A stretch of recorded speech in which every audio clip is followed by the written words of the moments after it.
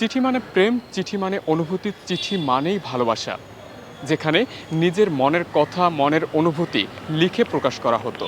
কিন্তু এমন একটা সময় আমরা এখন বাস করছি, যেখানে কিনা এই চিঠি আমরা ভুলতেই বসেছি।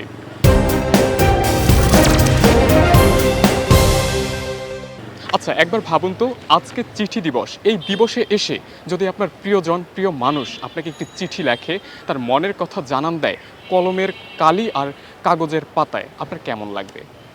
আমার কাছে তো ভালো লাগবে, আমি আমারটা বলতে পারি। আশা রাখি আপনারও ভালো লাগবে। কারণ ডিজিটাল সময়ে ডিজিটাল কথা লেনদেন আর কলমের কালি দিয়ে কাগজের পাতায় লিখে পাঠানো, এটা আসলে এক না। এটার যে একটা অনুভূতি, এটা আসলে সম্পূর্ণভাবে ভিন্ন।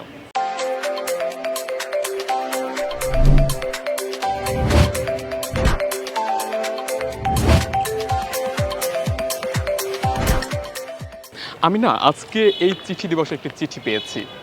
যেটি পেয়ে আমার না সত্যি খুব আনন্দ লেগেছে। কিন্তু আমি চিঠিটি না আমাকে স্পেসিফিকভাবে কেউ দেয়নি।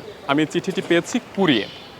আপনারা ইতিমধ্যেই জানেন যে ঢাকা বিশ্ববিদ্যালয়ে চলছে ডাকসু নির্বাচন, এবং এই ডাকসু নির্বাচনে যারা ক্যান্ডিডেট আছেন, অর্থাৎ প্রার্থী রয়েছেন, তারা কিন্তু নানা উপায়ে অনেক ক্রিয়েটিভ আইডিয়া নিয়ে তারপরে তাদের যে প্রার্থিতার যে প্রচারণা সেটি কিন্তু চালাচ্ছেন। এর আগে আমি একটি কন্টেন্ট করেছিলাম, যেখানে দেখেছেন আপনারা টাকার আদলে কিন্তু লিফলেট বিতরণ করছিল প্রার্থী।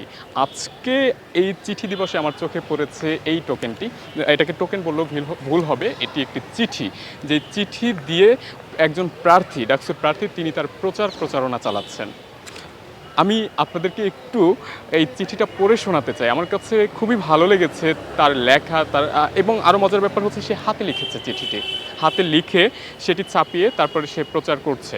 তো আগে আমি একটু চিঠিটি পড়ি, তারপরের কথাগুলো পরেই বলছি। তিনি লিখেছেন, সুহৃদ, দীর্ঘদিন পর আমাদের অধিকার ডাকসু পেতে যাচ্ছি।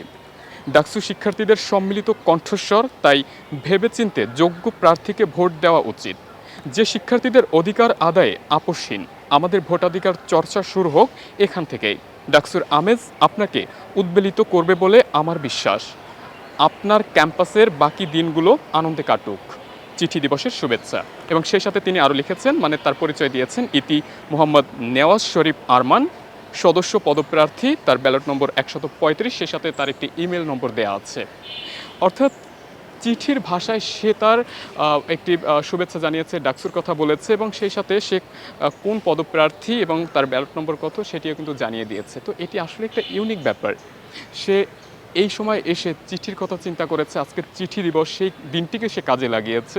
তো আমার কাছে বেশ ভালো লেগেছে। এখন আপনি বলতে পারেন সেই লোকটি কোথায়, সেই মানুষটি কোথায়। আমি তাকে খোঁজার চেষ্টা করেছি, কিন্তু তিনি যেমনটি আমাদেরকে জানিয়েছেন যে আসলে চিঠি হচ্ছে মনের ভাষা। মানুষটি হাইট থেকে সে তার কথাকে পৌঁছে দেয় অন্যদের মাঝে কিংবা তার প্রিয়জনের মাঝে। তো এখন যেহেতু এই চিঠিটি প্রেম নিবেদন নয়, শুধুমাত্র ডাকসুর যারা ভোটার রয়েছে তাদের উদ্দেশ্য করে তিনি লিখেছেন, তো সেই ক্ষেত্রে তিনি চাচ্ছেন একটু আড়ালে থাকতে।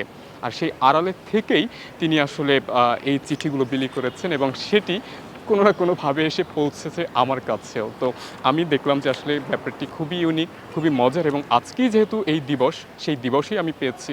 তো ভাবলাম তার যে কথাগুলো, সেগুলো শুধু ভোটার কেন, সবার মাঝেই তুলে ধরি।